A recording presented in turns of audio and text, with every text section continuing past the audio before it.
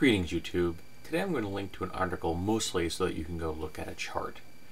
The chart shows that around 1970-72, blue-collar wages pretty much flatlined, while the productivity of workers continued to rise.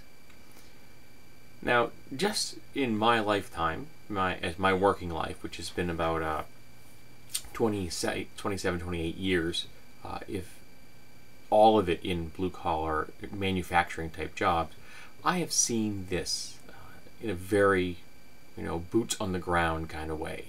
Heck, just in the last 13 years, I've seen it at the company I work at, where productivity levels have gone up significantly. I mean, we produce more parts per person than we did 13 years ago. There's just no way around that. Our production rates are higher than they used to be.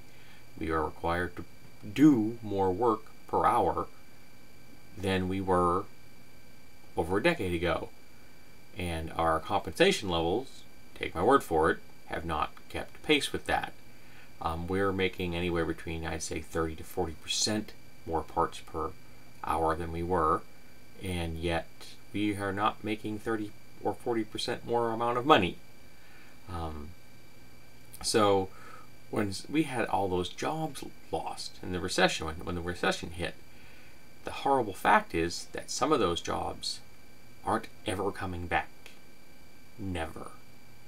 So those people, or the slots that they used to work, are going to remain empty forever because the productivity levels continue to go up as they get better at squeezing more out of the workers and keeping the compensation levels flat.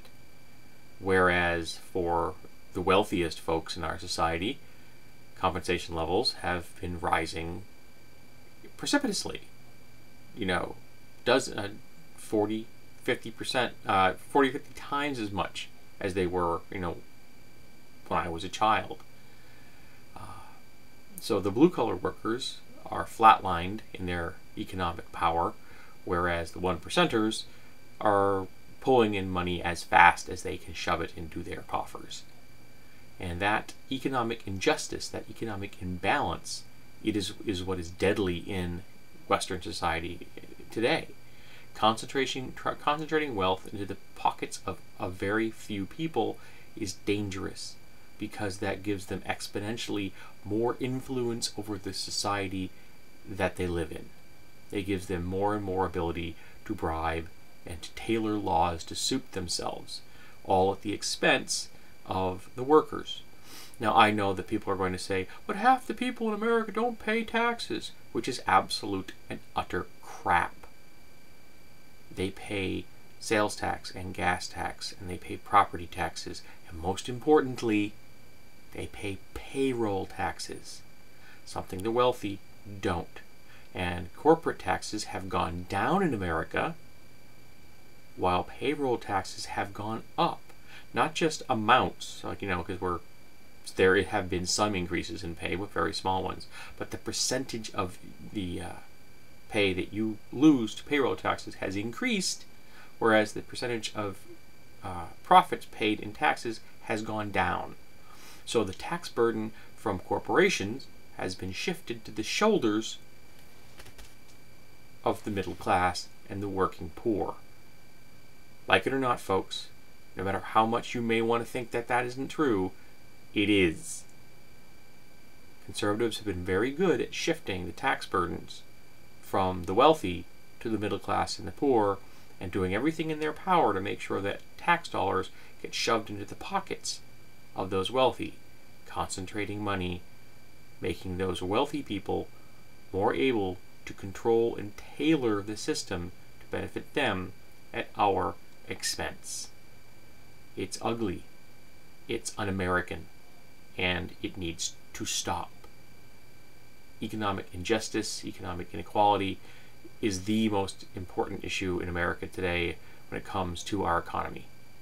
Nothing is going to function properly until that issue is changed.